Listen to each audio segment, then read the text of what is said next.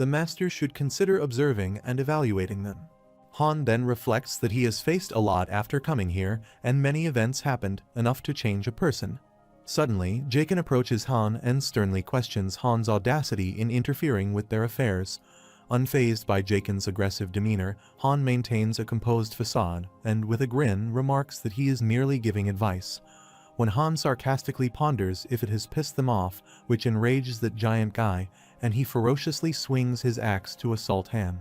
However, before the blade can strike, Jaken narrowly evades Jenna's arrow aimed at him, who declares that she purposely missed that shot to warn him from laying a hand on Han. Avent then unsheathes his sword and asks if she has raised her weapon against the maned wolf mercenary. Meanwhile, Edith nervously interjects, suggesting to Avent that they should call it quits as it's getting late. With a swift elbow strike, he silences Edith, commanding her to keep quiet, and menacingly brandishes his sword at Han. Unfazed by the threat, Han stands his ground, acknowledging Avent's aggression, and sternly refers to them as trash. His stern demeanor infuriates those mercenaries except Edith, who shows hostility against Han, while the system mentions that Han and maned wolf's team have become enemies. Out of the blue, Isel appears there to halt the conflict, emphasizing that fighting between heroes is forbidden and warning if they want to be punished by the master. Han remarks that he didn't think it was forbidden, to which Isel reluctantly concurs with Han's assertion. The protagonist confronts the mercenaries, challenging them to reveal if they are mercenaries as they claim. Avent dismisses Han's accusation as nonsense and asserts that they are mercenaries who only take action when hired for a job. With a suspicious grin, Han refers to them as bullshit and says that they are bandits. Avent's anger flares at Han's accusation, cautioning him against crossing the line and threatening him with dire consequences if he persists in his accusations. Han informs Isel that guys like this will only get in the way. Regardless of rank, sometimes heroes with an evil alignment will be summoned. He explains that not only does it ruin the order of the waiting room, but it also decreases efficiency, and in other words, they are trash that needs to be weeded out, which startles Isel. Han then takes charge and commands her to open the duel system, proposing a challenge to Avent, a 3-star hero, for a duel. Dueling is one of the ways conflicts between heroes can be resolved, and with consent from both parties, they can even establish special terms for the duel. In contrast, Avent remarks that he has never met a bastard as crazy as Han and wonders what they did to wrong him that he is going this far. In response, Han slyly suggests that Avent should think of it as being bitten by a rabid dog. Han acknowledges very well how the guys like Avent act. He reminds Avent that he asked if that was everyone earlier to scope things out, because it would be troublesome if there was someone strong, and after he determined that there wasn't, this was the course of action Avent took. Han asserts that freshly summoned 1-stars don't even feel like a snack, asking if he is wrong in his assessment. Avent then wonders if Han is saying he will become a sacrifice, prompting Jenna to ask Han what he is suggesting. Han explains that it is straightforward. If he wins, he will consume Avent, and if Avent wins, he will consume Han. Avent grins confidently, accepting Han's duel challenge under the condition that each hero is up for synthesization, and remarks that it sounds fun. When the master refuses to approve this duel between Han and Avent, Han considers Master Eniding a coward. Han then instructs Jenna to escort the innocent people back to the residence, assuring her of his capability to handle the situation alone. Jenna expresses concern for Han's safety, but he confidently brushes off her worries, asking if she doubts his ability to win. Eventually, the master approves the battle, and Han informs Avent that the match will end when one of them surrenders, to which Avent agrees. Avent claims that he will not kill Han because he needs a fresh offering for synthesis. Meanwhile, the protagonist commands Isel to conceal them so that the other bastards of the maned wolf group won't intervene. In response, Isel wonders if he will be okay with that, but before Han can respond, Avent swiftly lunges to assault him, deriding that Han wouldn't even unsheath his sword and refers to him as a stupid fool. Han contemplates that if one only looks at the stats, it wouldn't have been a bad idea to focus on Avent as he is level 3, his strength is already close to 20, and his beginner swordsmanship is already in its 3rd stage. Before Avent can lay an assault, to his surprise, the protagonist unleashes his berserk skill and enters a berserk state, which enhances Han's attributes like strength, agility, and stamina. This sudden event catches Avent off guard, while Han easily evades his swift assault. With newfound agility, Han abruptly seizes his adversary's head and forcefully slams it onto the floor, asserting that this is the perfect treatment for someone who doesn't know their place. Unsheathing his sword, Han stabs Avent's shoulder, warning him that moving will only intensify the pain. He then coerces Avent to admit his surrender. As Avent struggles to speak, Han forcefully prods him with his sword, insisting that he articulate clearly as he cannot understand him properly. At that moment, one of the main wolf members, Wape, intervenes, urging Han to cease his actions and acknowledge their defeat. Wape suggests letting Avent go. In response, Han asks if they think of letting those one-star people go when their desire to eat those innocents was overflowing. Wape yells in frustration, asserting that it has nothing to do with their duel. Nevertheless, Han sternly remarks that if he says it's relevant, it's relevant. Han adds that it's a duel they both agreed upon, so why is Wape butting in and declaring that it ends when the loser Avent admits his defeat? As the main wolf group leader, Avent attempts to concede, Han takes a stern hold of his face, preventing him from speaking and emphasizing that the battle cannot end until Avent verbally surrenders. With a fierce determination evident in his bright crimson eyes, Han proclaims that Avent is his prey, advising his underlings not to worry about whether their leader lives or dies, and he urges them to get some sleep. At that moment, the other group member, Bainin, refers to Han as a bastard, urging him if he thinks he will be fine after harming their leader, and ponders if he knows who they are. Firmly grasping Avent's mouth, Han asks if they said they were called the maned wolf mercenaries, and then calls out Edith, asking if she is sure they are the maned wolf mercenaries. Edith nervously remarks that it's what they were called in the past, but now they are just a bunch of bandits. Han grins as he is already aware of their truth and remarks about how they go around hitting Edith on the back of the head. Han wonders why she is hanging around those guys. The girl states that she is just listening to her father's request. Han advises her to think carefully about whether she will hang around with trash like them or if she will join his side. However, before she can respond, her prior remark enrages the blonde-haired guy, who refers to Edith as bitch, pondering how she dares to show any defiance. With a menacing tone, he warns her of the consequences if she opposes them. On the other hand, despite being apprehended by Han, Avent sneakily attempts to grasp his sword, but Han finds it out and tightens his grip on his head. In a swift motion, Han pricks his sword against Avent's head, asserting his dominance. The protagonist then proposes Edith to join by his side as he needs one more person, asserting that this will work out perfectly. Meanwhile, Jaken sternly warns Edith about the potential consequences of betrayal. Despite the pressure from her former comrades, Edith decides to walk towards Han, signaling her choice to align herself with him. Observing Edith's decision, Han remarks that she has made the right choice in choosing to follow the right people. With Edith's departure, the maned wolf mercenaries group is effectively disbanded. After Edith's decision, Han addresses the remaining mercenaries, informing them that he has no reason to interact with them any longer and urges them, which enrages those mercenaries. Meanwhile, Avent struggles to declare his surrender, but Han asks if he thinks he will be alright if he surrenders and bets Avent that he will get eaten by him. In response, Avent warns that Han will regret messing with him. Suddenly, those three mercenaries of the maned wolf group ferociously lunge towards Han to knock him down, but Isel halts them, verbally urging that the duel hasn't ended so they can't butt in. Nevertheless, they sternly rebuke her to get aside and warn that if she interferes, they will kill her. The mercenaries' disrespectful behavior enrages Isel, igniting a fierce bloodlust in her eyes. She declares that there will be no second chances and swiftly and brutally shatters their bodies apart. Despite her earlier warnings for them not to interfere, Isel's actions result in the deaths of Jaken, Wape, and Benign. The system confirms their demise, attributing it to suicide due to stress. Isel then seeks Han's opinion, asking if he thinks she was impressive in her actions and if she performed well. Han expresses his appreciation for her actions. On the other hand, Avent becomes bewildered by the sudden turn of events and admits that he surrendered. With that, Han is released from the berserk state. However, after that, Han feels a serious headache, wondering if it is a side effect of going berserk. Han concludes that he will have to refrain from using it unless it's absolutely necessary in a real fight. The system confirms that Han has defeated Avent in the duel, and as per their agreement, Avent will be synthesized.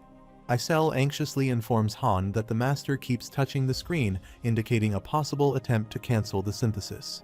Han remarks that Enning will want to cancel it, but if that's the case, he shouldn't have allowed it in the first place, and asserts that it seems like they didn't even really know the duel system existed. After synthesis, Han's leveled up, and as a result, his beginner sword and shield proficiency skill and pain resistance skills increased. Isel expresses her concerns, questioning what they should do now, and speculates whether the master will retract the synthesis, as they have lost the first summoned premium heroes without being able to pick them properly. Han questions whether the master would really cancel the synthesis, especially after he just synthesized a 4-star hero. Reflecting on the situation, Han deduces that the master must have eagerly anticipated the synthesis, given his decision to summon a free X10 for that purpose, despite the unfavorable outcome. Despite the current chaos, Han believes that by removing disruptive individuals like the maned wolf mercenaries from the waiting room, the master will eventually appreciate his actions, even if he's feeling overwhelmed at the moment. Han reflects on his progress, realizing he's now at level 10 and is nearing 3 stars through synthesis. He acknowledges that he has been recognized as the most valuable player MVP in almost every battle. Considering his current strength and status, Han believes that anyone foolish enough to challenge him now would have made climbing the tower impossible anyway. Looking up at the sky, he directs his words to Master Ennin, questioning what the master plans to do next. With a stern demeanor, Han warns that if the master intends to confront him, he should prepare for the worst. Later, as the tension from the battle dissipates, Han makes his way to the cafeteria, where everyone eagerly awaits him. With bright, glimmering eyes, Dika chants that Boss Han is amazing. Han pulls Jenna's cheeks, asking what the hell this is, and wonders if she did this, reminding her of his earlier instructions to remain discreet. With teary eyes, Jenna defends herself, stating that she only told them the truth, while Han urges her to shut it. Meanwhile, the others in the cafeteria express their gratitude towards Han for dealing with the mercenaries who had threatened them with swords, showering him with praise and heartfelt thanks. With a deep sigh, Han remarks that they might be misunderstanding something, but one of the onlookers, named Owen, interjects, stating that they already know. He claims they aren't shameless and still wish to express their gratitude to Han, as they owe him for their safety and well-being. To their surprise, Han remarks that the people he saved were just the newbies who had just come in, and declared that he had no relation with all of them. His statement bewildered those who were expressing gratitude towards him, leaving them to ponder what he meant. With a smirk, Han informs them that the master is completely enraged. The master then commands 6 useless heroes, named Louis, Jeffrey, Owen, Andio, Arnold, and even Duncan, to come in front. It startles them, but Owen anxiously attempts to gather his guard and reassures everyone that the master's call is like always, and they will hunt goblins. At that moment, Jenna contemplated that if it were the usual party formation, they would only call for 5 people, but they just called 6 and wondered what this was for. Han then asks what else it would be and reveals that it's for synthesis, which catches those 6 individuals off guard, and Owen vehemently yells what he means and claims they did their utmost best. Han calls out Eren and Dika and asks their perspective on whether those individuals work that hard. He emphasized that while both of them spent all day at the training grounds, sweating their asses off, what did those bastards do? Han then asks Jenna whether those individuals provided meaningful assistance during her hunts. Jenna says they merely carry the meat and leather from her hunts. Han reflects on this, remarking that even livestock can perform such tasks, and concludes that they only have the worth of animals, which enrages the baldy Duncan, who demands clarification on Han's comparison to livestock. The protagonist swiftly silences the baldy by smacking his face, urging him to stop squealing. Isel then reminds them of her previous command to gather at the town square, expressing disappointment that they have become cocky after being forgiven once. This prompts the individuals to beg for mercy, suggesting that if Isel appeals to the master, they might be pardoned. Meanwhile, Jenna wonders who the master will choose to synthesize those guys with, and Han speculates that it might be Edith. He reasons she has a low level since she was recently summoned and would be a suitable choice. Soon, as per Han's prophecy, all those 6 individuals are synthesized to Edith, resulting in her level up and acquisition of the disarm trap skill. As Edith steps out of the synthesis chamber, Han addresses Edith firmly, emphasizing that her past identity holds no significance in their current circumstances. He then directs his words to the others present, cautioning them not to think that they can piggyback off others, and asserts that they should not believe that anyone will be there to protect them. Han urges that if they wish to survive, prove they are worth something, which startles them all. One of them tremblingly confesses that he has no talent in fighting, and even just holding a sword makes his hand tremble. He wonders what he should do then and asks Han if he is telling him to die. Han turns his attention to Chloe, Enoch, Walter, and Patrick, asking if there is someone they want to teach them their craft. In response, Walter retorts that the craft of blacksmithing isn't something they can learn so easily. Han asserts that if they have the will, they will learn independently. Han adds that if they want to fight, they can come to him, warning that he will beat the shit out of them. Han then issues a directive, offering Jenna as a mentor for those interested in learning hunting and dismembering and directing those interested in woodworking to seek guidance from Enoch. He emphasizes that there are always survival pathways, but they have yet to take action. After that, Jenna approaches Han, saying that their boss is so polite, prompting Han to respond that if he is, and considers that she is funny. Jenna remarks that he has taught her a method of survival, and Han contemplates that she is not wrong, as if they do as he says, they won't be dying in such a stupid way. Han considers that the recent outburst from Master Eniton was merely an expression of anger. However, he realizes that even if it hadn't occurred today, those individuals would eventually meet their end due to their incompetence and lack of action. The protagonist then analyzes that the 10th floor is slowly approaching, and it's when a second party will start becoming necessary. Rather than a subpart that's basically only a name, the master will want one powerful enough to compare to the main party. The next morning, Chloe approaches Han with a tray of bread and informs Han that the woman standing beside her claims she is a baker. Han takes a bite, saying he can't recall wheat being a readily available ingredient in the cafeteria. Chloe then reveals that the lady has made it by grinding potatoes into the powder. Han appreciates them and states that as the food options increase, they can decrease the stress levels in the waiting room. He reveals that there should be wheat in the daily dungeon Sinmiral Plateau, so they can get them to obtain it on their own. He stepped out of the cafeteria and approached Edith, asking her to follow him to the training grounds. As they come there, Jenna is engrossed in enhancing her archery skills. Han interrupts her practice and instructs Jenna to spar with Edith using daggers. Jenna hesitantly expresses concerns as her main weapon is a bow, but Han advises her to stop complaining. Soon, the spar begins and Jenna lunges at Edith, who narrowly evades Jenna's attacks with agility. Amid the spar, Edith remarks on Jenna's surprising strength for her age, to which Jenna states that she is not a child and is old enough as she is. After that, Edith retaliates by lunging at Jenna, initiating a series of rapid exchanges as the spar progresses. Despite Edith's efforts, Jenna ultimately overpowers Edith and emerges victorious. Edith then speculates whether Han and Jenna were mercenaries or a part of a famous martial arts clan. In response, Jenna denies her assertion and reveals that she is the daughter of an average hunter. Jenna adds they were also not this strong at first and probably much weaker than Edith. However, they attained their current strength through rigorous training. Han chimes in, saying he would be in trouble if those punks didn't act up and work hard to gain strength. He advises Edith that she may be weaker than both of them now, but she has superior skills and growth rates compared to the 1-stars. He assures her that she will rapidly close the gap as she levels up. Out of the blue, Eren, who is also engrossed in training, interjects, saying that this is a fraud as no matter how hard he works, he can't catch up with Han and Jenna. Han brushes off Eren's comment by not paying much attention to him. He tells Edith that she can grow stronger based on how hard she works and advises her not to slack off in her training, no matter who she was before. In response, Edith confidently remarks that she will keep that in mind. The next day, Han observes a significant shift, as for the first time, the majority of the heroes in the tower are deeply immersed in training. He speculates whether this change results from the mass synthesizing that occurred the previous day. He notes that a few more people are in the training ground, but it can't be helped if they don't want to die. They must raise their value. However, he reflects that the number of people training is still relatively low. Even if they aspire to be supporters, only 2 slots are available for each facility, meaning the remainder will eventually be synthesized. As Han notices a new face engrossed in training, he approaches the individual to inquire about his name. The guy introduces himself as Ursher Roderick and preemptively mentions that he's aware of the existence of someone referred to as the Master and the purpose of their summoning to fight. Before Han can inquire further, Ursher adds that he heard what Han said yesterday.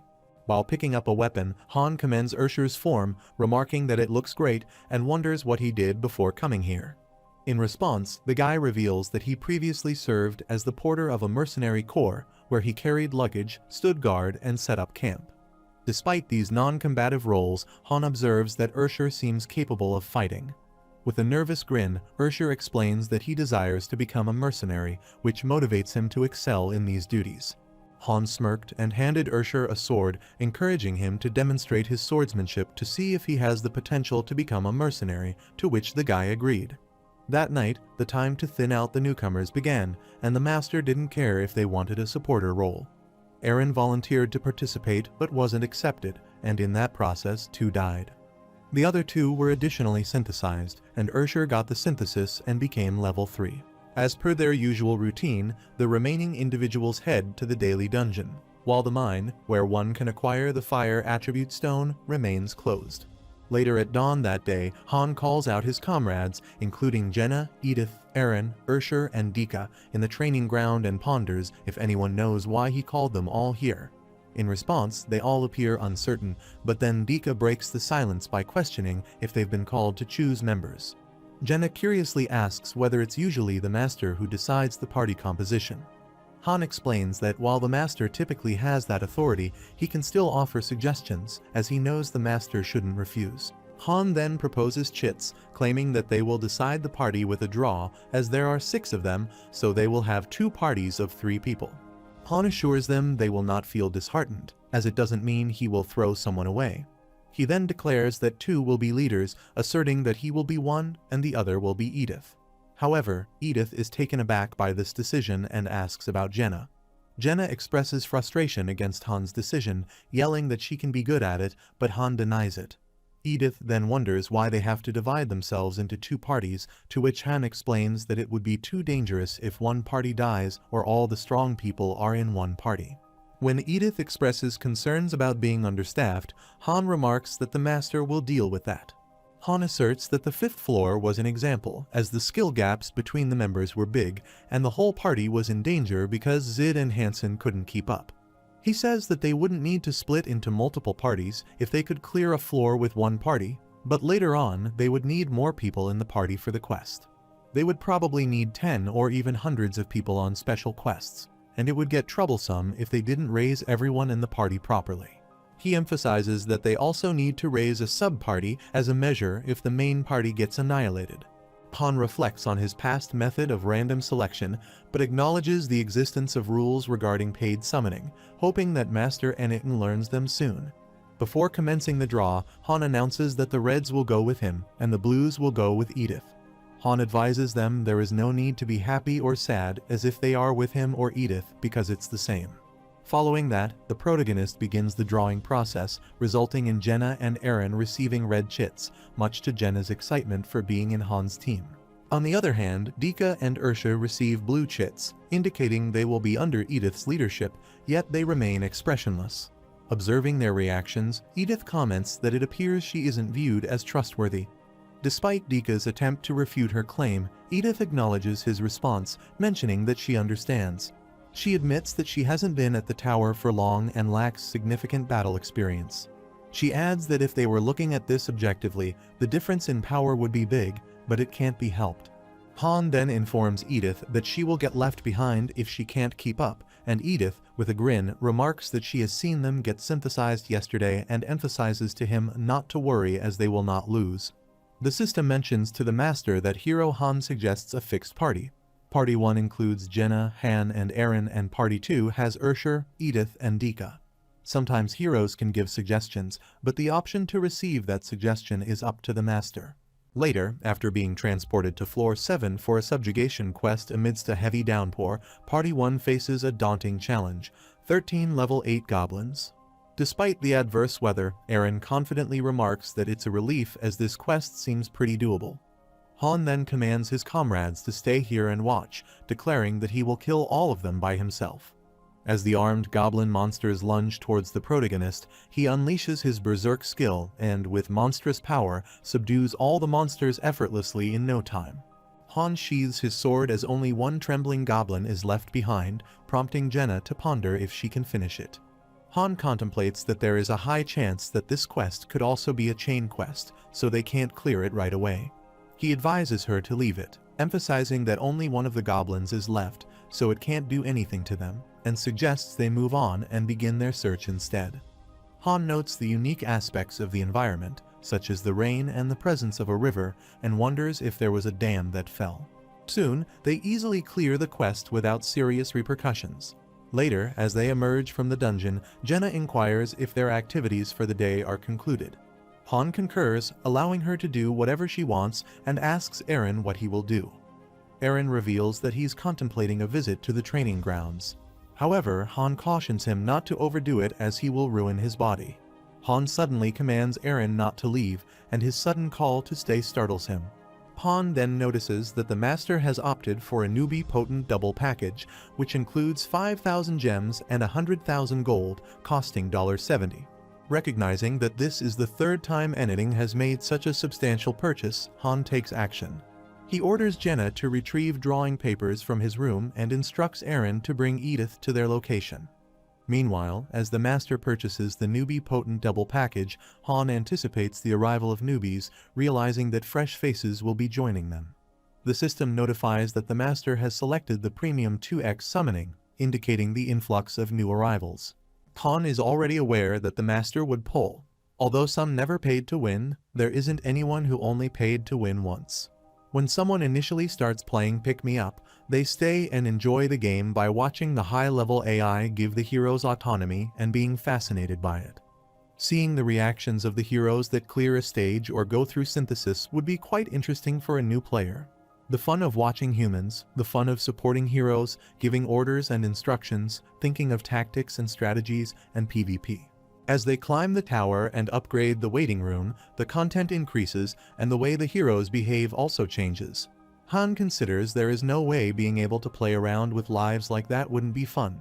Soon, as a result of summoning, a 3-star hero, Iolka, and hero Roderick emerge from the summoning chamber. They both appear bewildered, and Roderick addresses the already present heroes to inquire about their identities. Before anyone can respond, Ivolka steps on her dress and stumbles on the ground. Meanwhile, Jenna informs Han that she has brought the lots and wonders who this lady is and what she is doing on the ground, wondering if she is hurt somewhere. In response, Han advises Jenna not to worry about it as she will get up when she needs to and wonders what's with the newcomer's outfit. Edith chimes in, informing Han that the lady is a noble, prompting Han to wonder what she means. Edith elaborates, suggesting that despite Iolka's noble background, she appears immature, which puzzles Han further. Edith admits uncertainty about how Iolka, with her noble status, ended up here. Roderick already recognized the core concepts like master summoning and synthesis, however, he didn't know anything about levels or skills. Roderick was a guard in a big city, and other than saying he kept feeling a weird sense of duty, he didn't have any other special characteristics. He asserts that it feels like he needs to do something and considers it hypnosis. Roderick then asks if he has to stay in this place and fight against unknown enemies, to which the protagonist concurs.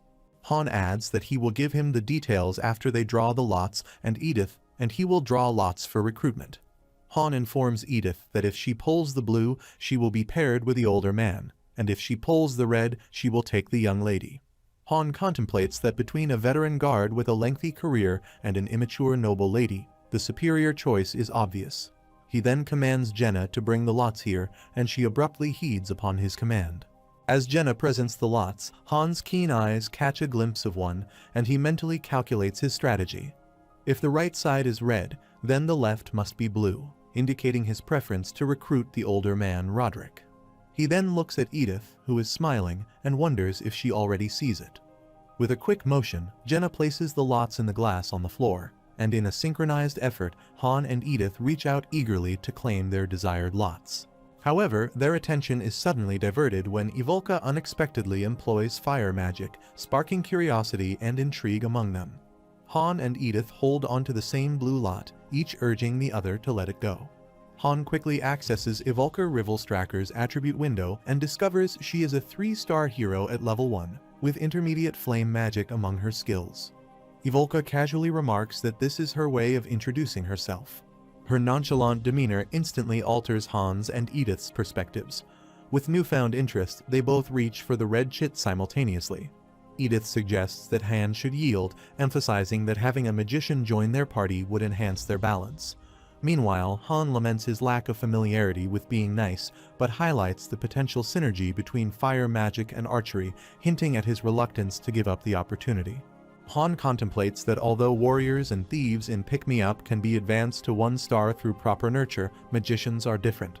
He realizes that both Evolka and Roderick are rare individuals who can only be acquired through paid summons, and the chance of them even appearing is significantly lower. Meanwhile, Evolka wonders what they are doing and asserts that she doesn't like it as it feels like she is being appraised like a specimen. Jenna becomes agitated and accuses Han and Edith of cheating after realizing they peeked at the lots. She insists they need to rely on luck for things like this and swiftly swaps the lots again. Evolka is still confused about what's going on, and Han remarks that compared to the gentleman next to her, she is slow to grasp the situation, which further bewilders her. Roderick suggests that she take a moment to consider what she believes is being done to them. After contemplation, Evolka feels bad as she sadly realizes that they are treating humans as if both of them are objects. After that, Jenna places the lots in the glass again and declares that they can't cheat this time. She urges them to do it fair and square while relying purely on luck. Han then advises Edith that regardless of the outcome, they should avoid harboring any resentment. With this understanding, they both proceed to pick their lots with honesty and integrity. Ultimately, Han ends up with the red lot, signifying that Evolka will join his team. With the Master's approval, Evolka is officially added to Party 1, while Roderick becomes a member of Party 2. Suddenly, out of nowhere, Isel forcibly drags a 1-star hero toward the synthesis chamber, who protests loudly and yells at her to let go of him. He then anxiously calls out Han, reminding him of his earlier assurance that they could survive if they gave their best effort. Isel sternly urges him to shut up and get in and advises the newly arrived magician Evolka to enter the synthesis chamber. Han remarks that the guys who couldn't learn support skills will not survive and suggests that Evolka join the synthesis process. After completing the synthesis process, Jan and Jenin merge, leading to Eolka's advancement to a higher level. As she emerges from the synthesis chamber, Han comments on the outcome, highlighting the consequence of falling behind. He emphasizes that there is no way to avoid synthesis. If she wants to live, she can only try harder. Meanwhile, Roderick finds the process brutal and unsettling, expressing his discomfort with the situation. Han then informs him that he will be the next in line for synthesis, revealing that the individuals they just witnessed will serve as his synthesis materials. Soon, the synthesis is complete and Roderick is leveling up. Later, Isel opens the space-time rift and commands Party 2 to enter, while Han realizes that the Master is trying to check out the newbies. Edith advises the older man to follow her and assures him that he will be the main character of this battle. As they head inside the space-time rift, Han calls out to Eolka, standing next to him, and asks which spells she can use. In response, she asserts why he is asking her such a thing. The protagonist then sternly urges if she doesn't want to fight and urges her to answer his question. Evolka reluctantly urges him to wait and wonders why did she come to this. Han reminds her that she came here to fight, emphasizing that as a 3-star hero, she should understand this. Evolka expresses discomfort at fighting in an unfamiliar place without knowing the reason behind it.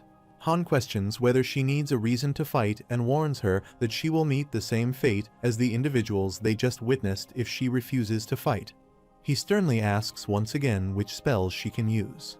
At that moment, Evolka reveals that 3rd-tier fire magic is the highest level of magic she can cast. However, Han remarks that he already knows she can use fire magic and ponders any other kind of spell, asking if she can use teleportation or any other support-type magic. Evolka grins, remarking if he is asking if a fire mage can use support magic, and asserts that's magic that a 3-runner would learn. She then reveals that Han is so surprised that he will fall over after seeing her fire magic and confidently asserts that even support magic can never be compared to it. Han thinks it is a little unfortunate and that she needs to be as skilled as she is arrogant. Han considers that a defense system is more versatile than an attack system, and he asked because, while she doesn't have a skilled window, there is still a possibility that she will awaken, but it doesn't seem like that. However, he acknowledges that a mage is still a mage. Han then informs her that from now on, she needs to fight with them, and in response, Evolka reluctantly agrees, stating that she will, although she doesn't like it. After that, when Han ponders if she has experience in fighting against monsters, she confidently agrees and reveals that they call her Rivel's Witch. On the other hand, Party 2 successfully returns safely to the dungeon, and Han speculates that they entered a lower tired floor for a test demonstration. Looking at Edith's expression, he assumes that Roderick is more substantial than she thought. Han then informs his comrades that it's their turn and advises them to prepare. Soon, they enter the crack of space and time, and the system mentions 7 stages that have been conquered. Han anticipates that they will probably go for the 4th floor, as the stage on the next floor is perhaps locked. So if they want to test her magic, the 4th floor will be enough, as it has a mix of harpies and goblins. With a grin, Han asserts that when the fight starts, they will stand out since they need to assess Eolka's magic abilities, which bewilders her, wondering what he is talking about. Han explains that the 4th floor can be conquered by any 3 of them alone and asks Evolka if she is not confident because of her low level. The protagonist sarcastically reminds Evolka of her earlier statement that he will be surprised and will fall over after seeing her magic. Evolka anxiously remarks that it's true, but she is exceptional, and then, with a confident grin, she asserts that he will be surprised to see it anyway. Suddenly, Isel appears out of nowhere, announcing that the door will open in 10 seconds, and advising them to get ready. As the door opens, Han is taken aback as his prophecy proves wrong. Instead of going to the 4th floor, the master teleports them to the main dungeon of the 8th floor, which catches Han off guard. Han quickly informs everyone that it's 8 floors, urging everyone to focus and take their weapons out. In response to Han's command, everyone swiftly takes action, readying themselves for whatever is about to transpire. However, amidst the moment's urgency, Evolka appears oblivious about what's happening. Han angrily refers to the master as a bastard. He sternly wonders if he was pissed off about what happened last time, particularly about being stingy about eating one 3-star hero. Suddenly, Han's voice reverberates through the chaotic atmosphere, commanding everyone to dodge, but Evolka, lost in her own thoughts, remains unaware of the imminent danger. With lightning-fast reflexes, Han swiftly leaps toward Evolka and pushes her aside. That's how he helps her evade the arrow shot at her and advises her not to be clueless. The mission type of Floor 8 is Subjugation, which aims to eradicate the enemy's Goblin Raider level 9. As the horde of armed goblins lunges towards them, Han realizes they are almost 30 and considers it the same as cavalry. Swiftly responding to the imminent threat, he commands Jenna to shoot an arrow towards them, who swiftly acts upon his commands. Han then instructs Eren that the moment the goblins come at them, he must move to the side and attack. He asks Eren if he can do it, and Eren determinedly agrees, assuring him that he will do his best. After that, as Han turns his attention to Evolka, the goblins suddenly unleash a barrage of arrows. However, amidst the chaos, a goblin mounted on a wolf leaps towards Han from the opposite direction, aiming to catch him off guard. With quick reflexes, Han swiftly draws his sword, poised to defend himself. In a decisive motion, he strikes with precision, swiftly dispatching the goblin before it can land its assault. Other goblins lunge at Han, intent on assaulting him, but he barely manages to evade their attacks by using his shield to deflect their strikes. However, amidst the chaos, a monstrous creature seizes his shield firmly in its teeth, threatening to overpower him.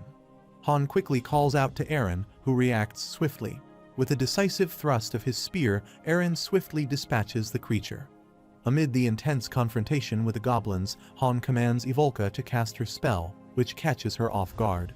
Han urges her not to make him repeat his words and reminds her of claims of being a mage, so he commands her to kill all those goblins. She then remarks that she needs time, and when Han asks how long, she states that she needs 1 minute to cast her spell. Han skillfully takes down a goblin and commands her to launch it quickly. Evolka begins to cast magic by chanting verses with closed eyes and making intricate hand movements. Meanwhile, Han commands Eren to block the bolts being shot at Jenna, allowing her to focus on shooting. Acting upon Han's command, Eren swiftly swirls his spear to deflect the bolts drilled at her. On the other hand, while Evolka is engrossed in casting her spell, a horde of goblins charges her to assault her. Han quickly intervenes and halts their way to Evolka, releasing that the goblins' priority is taking out the mage. He is resolved to buy time, but knows blocking all the goblins will be difficult. He decides to use his shield magic to block a couple of bolts.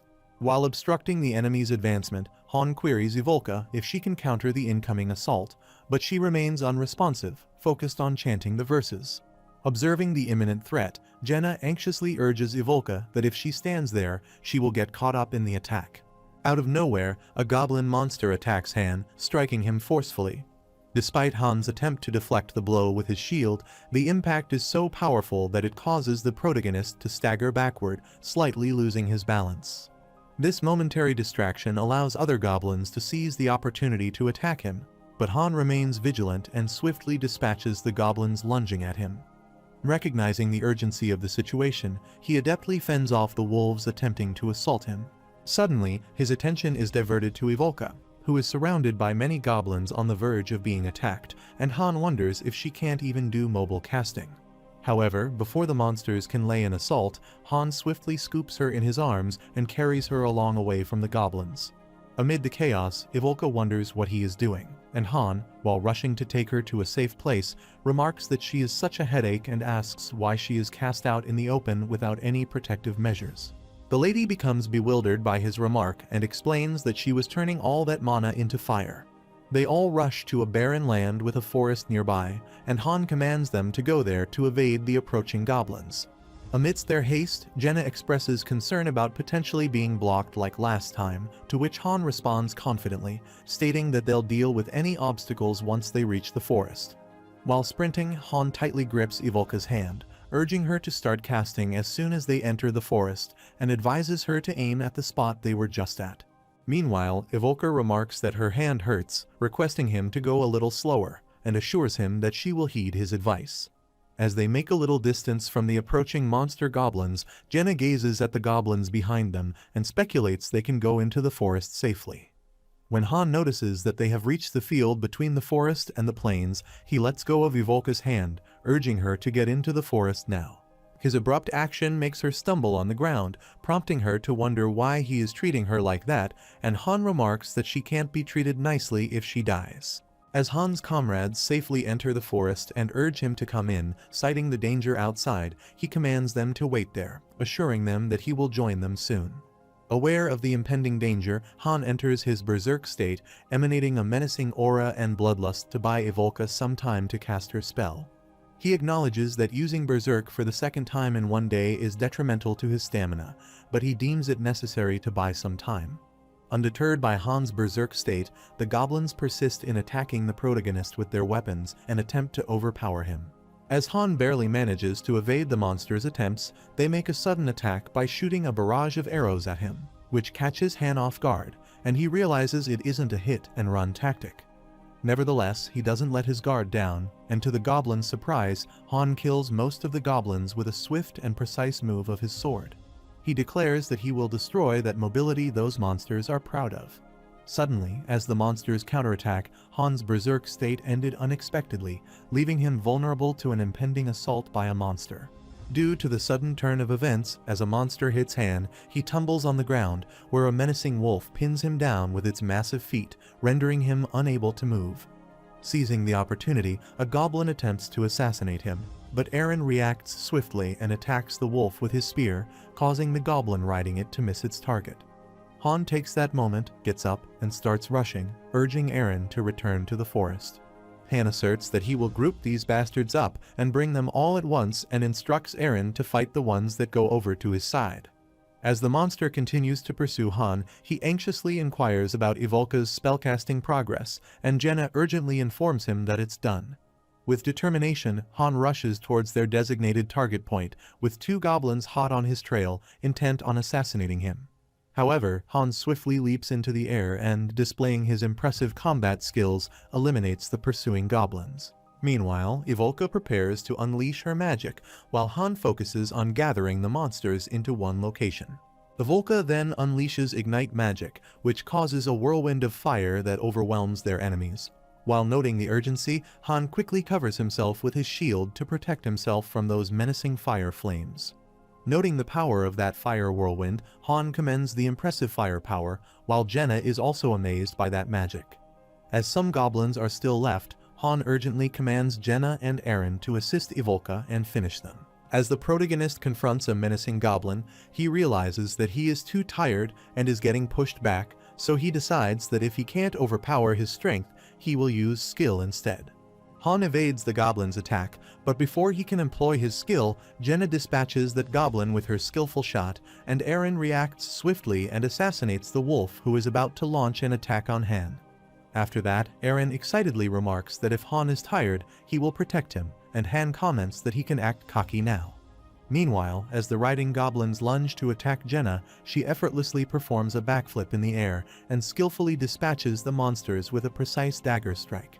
Meanwhile, a menacing wolf launches itself at Ivolka, who remains intensely focused on crafting her magic with her eyes closed. However, out of nowhere, Jenna shot an arrow in the wolf's face. Concerned for Ivolka's safety, Jenna urgently implores her to wake up and run away, but soon she realizes that her spell isn't over yet, so she urgently commands her comrades to take cover. At that moment, Ivolka opens her eyes, indicating that she has finished casting the spell and is ready to attack. Meanwhile, Han and Eren run before the monsters to group the rest of the enemies to burn them. Soon, her spell descends upon the enemies like a falling meteor, which engulfs everything in flames. Getting cover under his shield, Han contemplates the potential danger of such a powerful spell, realizing they might become unintended victims of its fury. While lying on the ground, Han turns around, wondering if it's over, but suddenly, his attention is diverted to a goblin who seems unaffected by the spell and jumps out of the fire. At that moment, Ivolka casts another layer of spell, and a whirlwind of fire forms again, which is bigger than the previous one. The impact was so severe that even Jenna struggled to maintain her footing, nearly being sent flying while the surrounding forest ignited in flames. Despite the chaos, Ivolka remained steadfast and unmoving. With their unwavering battle efforts, the stage was cleared, and Ivolka emerged as the most valuable player, earning both her and Han a level up. As they were teleported back, Eren expressed surprise at the effectiveness of Ivolka's magic, noting that it had decimated over 20 goblins in a single blow. Jenna remarked that it was amazing. With a grin, Ivolka proudly attributes the impressive display of power to the mighty force of fire, affirming her earlier claim that they would be utterly astonished by her magic. Then she unveils her identity as the Witch of the Rival Township. Suddenly, she falls unconscious, and as Jenna anxiously rushes towards her, Han informs her that Ivolka's mana is lacking. He adds that Ivolka also can't do anything while she is casting for 1 minute, and the nearby party members must continually focus on protecting her. On top of being unable to use protection spells, her strength, vitality, and agility are lower than those of a 1-star. Han reflects that he pulled many magicians back when he was a master and used many of them, but her type was practically never seen. However, it was practically never the case, as this isn't the first instance, and there were rarely types like this.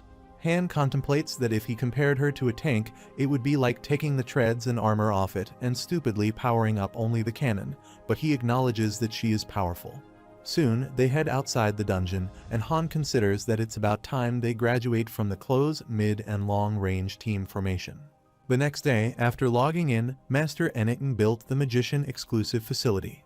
This marked a significant milestone as the Master unlocked various facility components, including the Magic Research Lab and its accompanying research function. The completion of the Alchemy Lab expanded the possibilities for item synthesis, allowing for the creation of diverse items. The library has been completed, and magicians can now learn and refine their knowledge. Meanwhile, the 3 auxiliary buildings, the Training Grounds, Magic Research Lab, Alchemy Lab, and Library, have fused into a new Magic Hall. On the other hand, Han trains Ivolka by forcing her to run on the ground. She wonders why she has to do this, and why a high-quality workforce like her is doing such barbaric training, as she is the one who uses her head. In response to Ivolka's questioning, Han sarcastically suggests that she should content herself with eating potatoes, implying that meat is reserved for those who rely on physical strength. However, deep down, Han acknowledges that even though dodging might not be crucial during spellcasting, Ivolka still needs to develop the ability to evade attacks independently. He pushes her to increase her speed during their sprint despite her anxious inquiries about the necessity of the exercise. Frustrated by her complaints, Han emphasizes that stamina is essential on the battlefield of swords and spears, which looks better than that uncomfortable-looking dress. As they continue running, she explains that her attire is a particular magic item that her family crafted. A magic item increases the potency of flame magic, and the dress that Ivolka was initially wearing is said to be a magic item specially prepared for her by her family. Han explains to Ivolka that his proposed stamina training could be more rigorous. It involves running 3 laps around the track daily at a moderate pace without any added weight. He compares it to his own training regimen, noting that it's relatively easy. Despite Han's reassurances, Ivolka expresses her exhaustion and protests against what she perceives as brutal training methods. Han then sprints, sarcastically stating that it sounds like Ivolka wants to eat potatoes for dinner, asserting that he should go and tell Chloe. While sprinting, Han notices that the master editing is not doing anything but watching. However, he acknowledges that it's entertaining to watch. Right now, with the 10th floor too far off as luck would have it, they recruited a magician, and the magic hall was also opened. Thanks to all the dungeons opening yesterday, they obtained all 3 types of materials from the weekday dungeons. They had many materials in the storehouse awaiting his instruction, and he considered now the time to make consumable items like potions. As the master logs out, Han walks towards the magic hall, instructing Jenna not to let Ivolka run away, who seems exhausted. Han contemplates that potion crafting is originally high-level content that requires pharmacists and alchemists. However, just like urging weapon creation, if he uses the minigame, he can create it without the skills necessary. The protagonist then enters the magic hall, where he finds some books but can't read them. He then starts making a potion. He meticulously adds the ingredients and initiates the potion crafting minigame, which resembles a rhythm game. Han deftly navigates the challenges, successfully crafting low-grade health and mana potions through his adept gameplay. Isel admires Han for his exceptional moves in the game and achieves 6 health potions and 2 mana potions. Han gazes at the potions he acquired, thinking master editing might get suspicious, but it's better than trying to save it and dying. Later, Han calls out Eren and Jenna and reminds them that their party officially has a magician now, to which they agree. Han then asks if they know why he brought this brazier here, but they remain oblivious. The protagonist boldly thrusts his hand into the burning coals, prompting them to wonder what he is doing.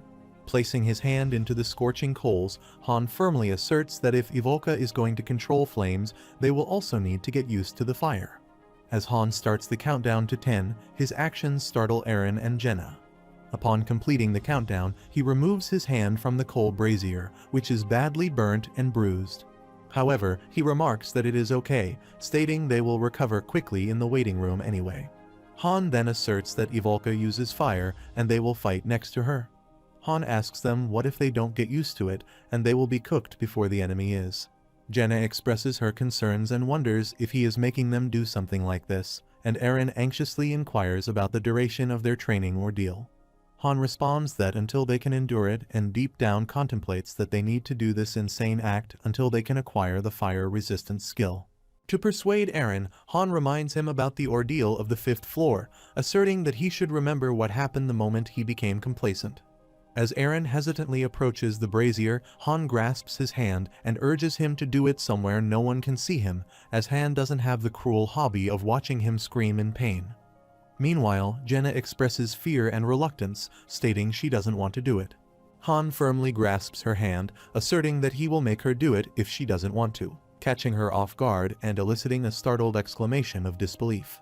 Han asks if she will run far away every time Ivolka uses her magic, emphasizing that she can't even protect herself or use movement magic.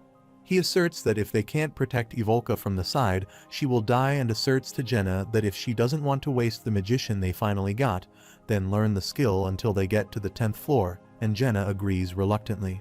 Han then turns his attention again to Eren and asserts that he must gain pain-resistant skills. He hands him a dagger to use for gaining pain resistance by whatever method he wants. Han acknowledges that it might be unpleasant and painful, but Eren needs it, as although health potions can restore health, it is accompanied by intense pain. He emphasizes that pain resistance is essential if they want to fight while enduring.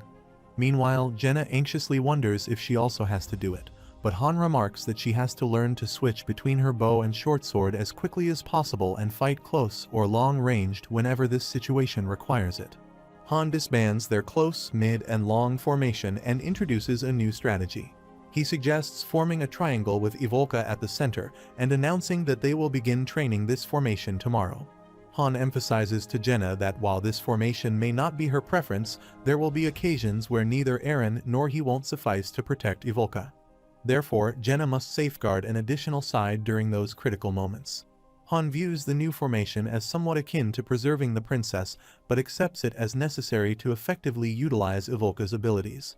Reflecting on the party's composition, Han recognizes that the double magician system is the most effective within Pick Me Up, and he laments the absence of a second support-type magician, which would enhance their capabilities even further.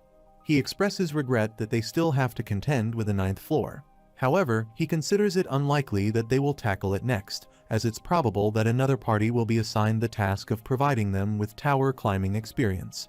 Later, Han contemplates that as long as the chain quest is active, they can't advance just with a single party, and to develop the sub-party is practically common knowledge, so he believes that Master Enning should also be aware of this.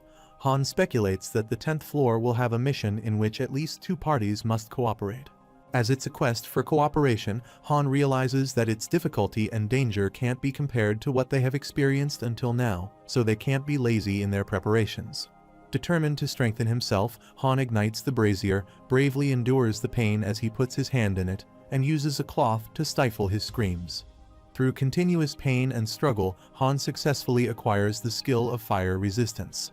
The next day, Han delivers a blunt assessment to Evolka, informing her that her current abilities are inadequate, which bewilders her. Han advises that if she needs to decrease the power of her spell, shorten the casting time, and reduce the mana expenditure. In response, Evolka